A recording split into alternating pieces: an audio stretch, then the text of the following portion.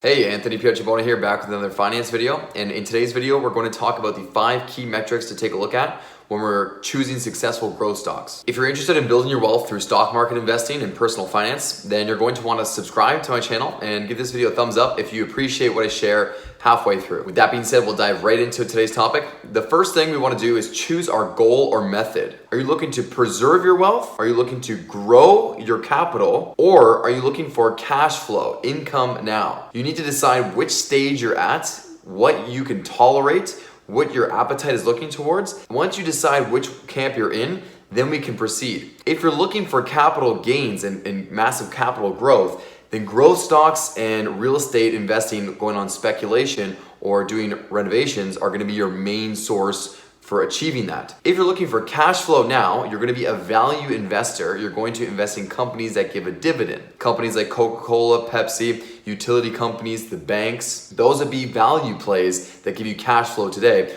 or investing in rental properties that give you good cash flow based on the numbers. The third method is capital preservation, and that's where we go ahead and essentially buy a house and live in our house. We're preserving our wealth. We're not really growing it fast. We're not really getting cash flow from it. We're preserving what we have. The reason why I'm going over this first is because these 3 different things require a specific mindset. So you need to see which mindset you have, which one are you okay with, because depending on which one you choose, there's pros and cons with each. If you go with extreme capital growth, meaning going for the growth stocks, then you're going to have a high tolerance for risk and being okay with seeing large swings in your net worth. When you go for the cash flow, you're not going to get massive swings in your net worth and you're going to get a steady flow of income, but it's likely that that steady flow of income will be lower than the potential growth from the capital growth method. Now, the second point is to go ahead and take a look at the life cycles of the businesses, because there are growth companies who are growth companies until they reach their maturity. That's when it drops off and you've kind of missed the boat because they've been fully priced in.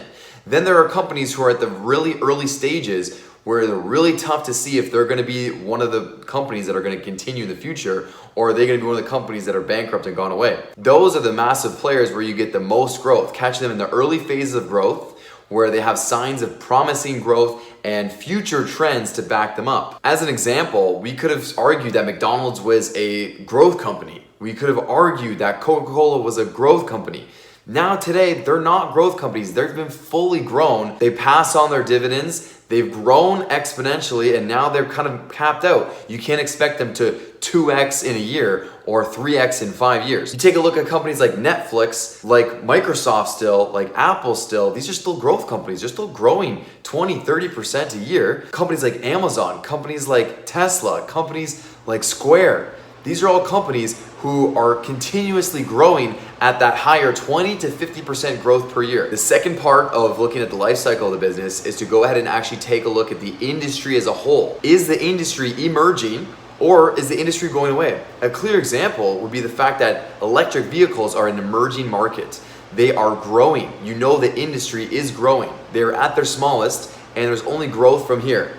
When you take a look at gas-powered vehicles, you know that they actually capped out in sales in 2019, and from here on out, the gas-powered vehicles are on a decline. How fast? We don't know, but we do know 2 things. The electric vehicle market is growing, and the gas-powered vehicle market is shrinking. You need to invest in companies that you believe has an emerging market. Invest in the companies that you're looking at the industry as a whole, and you see that that industry that they're in is growing. They're not shrinking in that industry.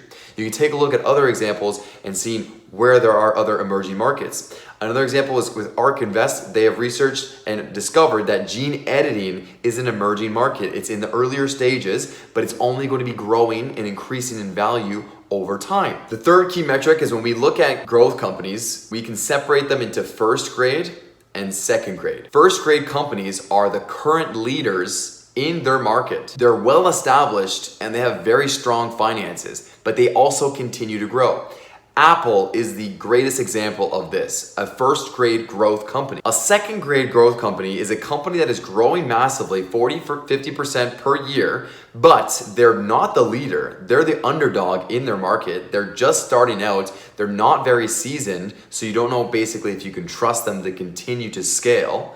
they have weak finances potentially, and they don't have a mass array of products out yet. They might have one or two great products going on and they're seeing massive growth, but the finances aren't great whatsoever because again, they're putting everything back into growth. So the future is really unclear with the second grade growers. However, the potential for your returns are going to be stronger with the second grade if it succeeds, but there are a lot less second grade winners out there than there are first grade winners. Plus, it's more reliable to go ahead and invest in the first grade winners, of course. And an example of a second grade investment would be Square in the finance space. Because if you compare Square to PayPal, you're going to say PayPal's been dominating for so long, Square is just emerging. Which one do you trust more? Well, you know PayPal has proven themselves successful, but they're not growing at that massive rate. Square is growing massively. Another example would be Tesla last year. Horrible finances, so questionable, thinking they're going to go bankrupt. They didn't have any track record, and they certainly weren't the leader. It was just a lot of people thinking that they're going to go bankrupt.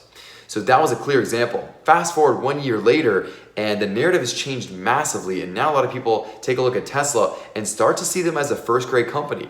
Their finances have been cleaned up. There's no risk of them going bankrupt anymore compared to other auto manufacturers. And they are the leader in the EV space now. Just 1 year, you're seeing a company go from second grade to first grade. And now there's a premium slapped on that price. There's always going to be a premium on a stock in a company when people believe that they have become the leader and they don't see anyone coming behind them to disrupt them.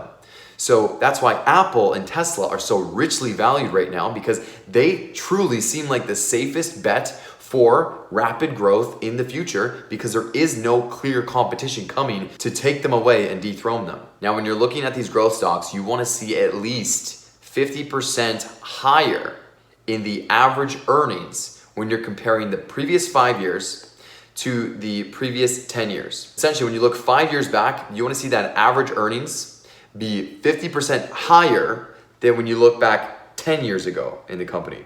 That's one of the key metrics you want, no matter what, on all of the growth companies you're taking a look at. We can't expect them to be profitable for all the years if they're putting all their money back into growth, but we want to be seeing that revenues are increasing. We want to see that they are potentially starting to post a profit, or we want to see that they're decreasing the amount that they are expending for operating expenses, or at least having it level while revenues are climbing. One thing to keep in mind is the growth stock's value sees the most growth in the stock price when we go from being unprofitable to just starting to become profitable.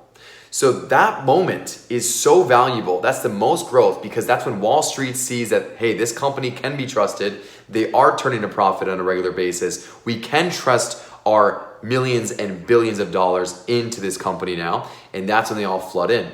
So our goal is to catch these companies just before they become profitable, which is extremely challenging to do, because you are betting on a company that isn't turning a profit. So there is that risk of bankruptcy if something happens in the future. Now, if there isn't 5 to 10 years of available information on the company because it's a newer company, then what we're gonna need to do is research the leader, see all their interviews, look at the future trend. Is the future trend in their favor? And then look at the third point, which is also point number 4 in this video, and it is research the factors causing strong growth. Now we're taking a look at the nitty-gritty. What is truly driving this company to grow at a rate of 40 or 50% a year? That's what our target it might be. So what is causing the company to grow this fast? The company we choose doesn't need to be in some massive market. The company we want is a company who can dominate that market, whatever the market may be. This is where we take a look at the management team and the staff potentially.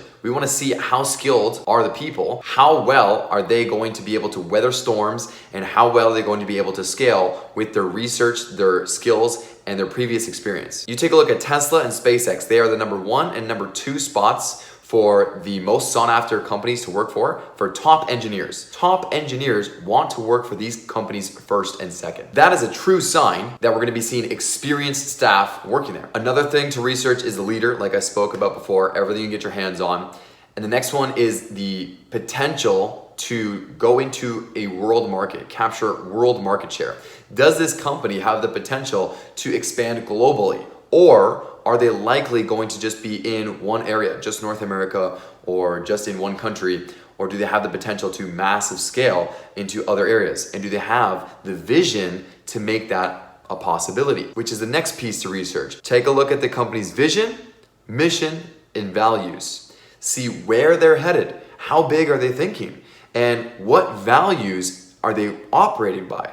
Then you can make a decision if their actions match up with the values, which match up with the mission and the vision for the company. And the last thing to go ahead and research is the company's ability to scale, where they're able to profitably get in more sales. Can they go ahead and attract more customers, gain more revenue without massively outpacing their expenses? Can they extend their revenue without extending their expenses much? So that's the trickiest part. The trickiest part is scaling the company.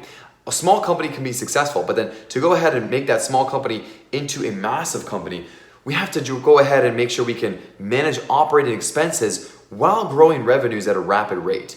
That's the truest challenge. The fifth and final thing we want to look at are the potential signs for maturity in the company or potential decline that could occur in the company. All we want to do here is be aware of the risks that are at play with this company we're potentially going to invest in. Some signs include looking at adverse changes in management. Is the management team changing drastically, or are they taking a drastic different approach that we potentially don't agree with, or we feel like they're taking a step back by making this change? Another thing is a saturation of a market. Maybe the market is just fully saturated.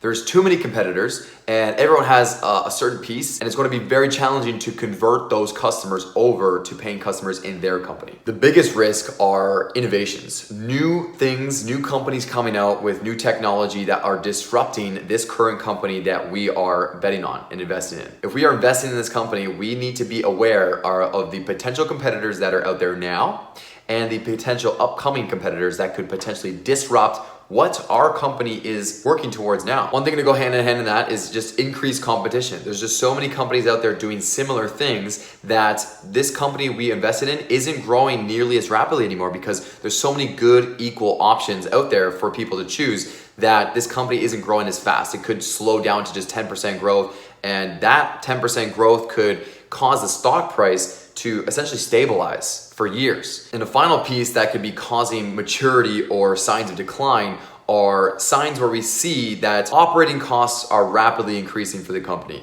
If we start seeing the financials and we start seeing that the company's having to spend way more money to get the same amount of revenue or way more money to get more revenue, these are trends that aren't going in our favor. We don't want to see rapidly increasing costs without rapidly increasing revenues. Those are the 5 things to look at when you're choosing growth stocks. Quick review. First one is to choose your goal or your method. Second one is to go ahead and look at the life cycle of the company and the industry. Third one is to compare first grade versus second grade companies and decide which ones you're going to go for and choose. The fourth is to analyze all the factors that are responsible for such strong growth. And the fifth and final is to research the factors that could potentially signal the maturity in the company or what could cause a decline in the company, so you're aware of all the risks at play. Give this video a thumbs up if you appreciated what I shared today. Subscribe for more videos just like this one, and comment below what video topics you'd like to see next. I'm always looking for content to help you improve your finances and build wealth over time, so if there's something you'd like me to talk about, leave it in the comments below, and I'll see you in the next one.